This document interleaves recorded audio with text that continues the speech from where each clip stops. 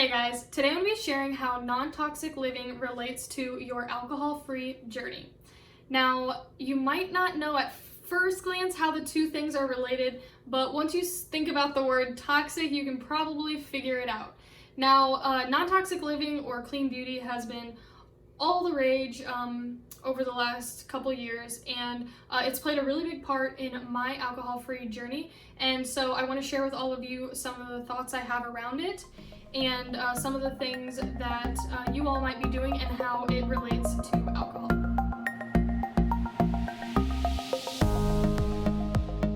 Hello, and welcome back to the Let It Begin with Carly YouTube channel. My name's Carly Montgomery, and I teach people how to let life begin with themselves, and specifically by addressing their relationship with alcohol. Today, I'm going to be talking about how non-toxic living relates to your alcohol-free journey. So, the word toxic probably gives it away, but alcohol is a toxin, and right now there's a huge trend towards what I'm kind of categorizing as non-toxic living, but has a variety of names, including organic, or clean, or non-toxic. There's a lot of words for it. Maybe I'll put some more up here, if I feel like it. Anyway, it's been a big rage, and there's been a big shift and a big movement towards it, specifically around clean beauty. So buying beauty products, because we're putting makeup here on our faces every day. It's probably important that those don't have a bunch of chemicals. Also around a lot of the toiletries we use, like dish soaps and cleaning supplies. And also a really big one has been deodorant. So if you're still using aluminum deodorant, come on guys, time to do it. Anyway, I digress. Lastly, I'll cover air pollution. I think it's really cool that during quarantine we've gotten to see what the reduction in air pollution due to vehicles has allowed for in our environment. So clear skies, and also reduction in a lot of the measurements that they use to measure air quality. So that's been really cool to see. But how does this relate to alcohol? So all of these chemical toxins that are creating billion-dollar industries, billion-dollar beauty industries, cleaning industries, so much money is going towards these industries that promote non-toxic living. And what that means that money's going there is that it's something people care about. People care about investing in things that are good for them and good for their families.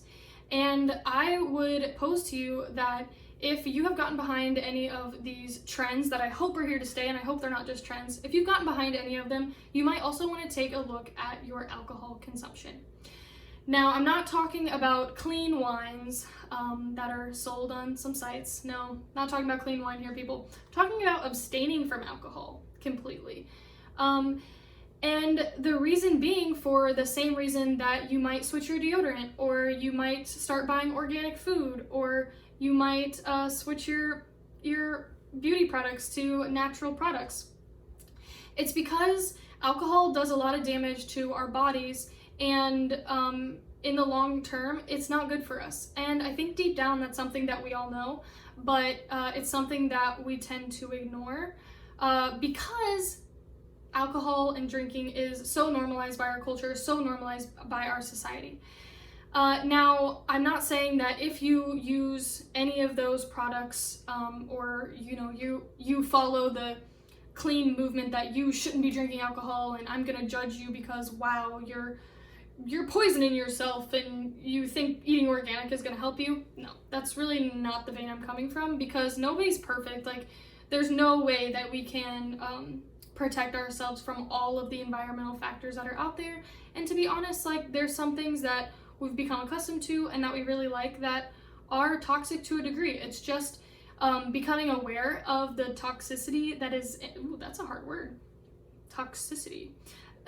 It's about becoming aware of the toxicity that is in our lives and getting to consciously choose when we're exposed to that, and if we don't want to be exposed to it, what we're going to do about it. And so when we line up the list of priorities on, Is switching my deodorant a priority? Is switching my beauty care a priority?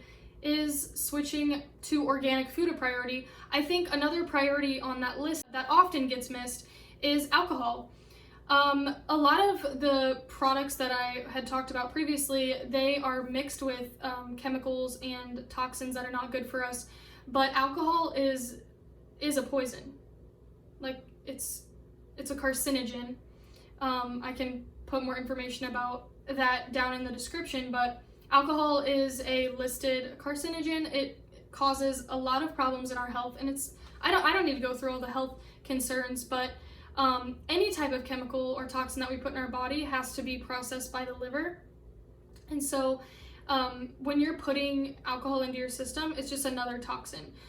So what I would pose to anyone who has gotten behind the clean beauty revolution or the non-toxic lifestyle is to ask yourself why you have adopted a lot of the new trends that are coming out around chemical-free and non-toxic living.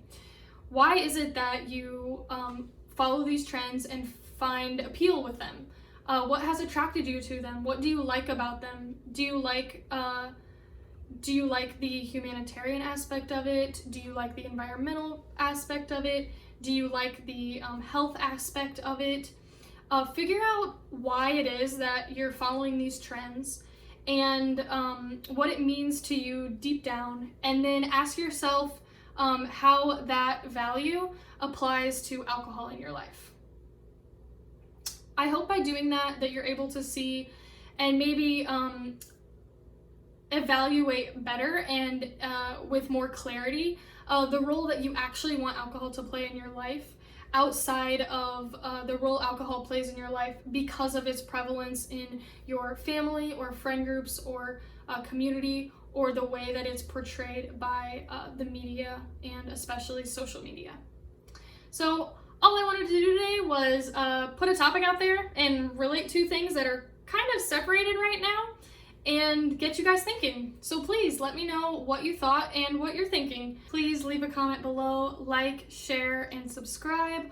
Also, continue the conversation with me over on my Instagram at letitbeginwithcarly, or check out my website, www.letitbeginwithcarly.com.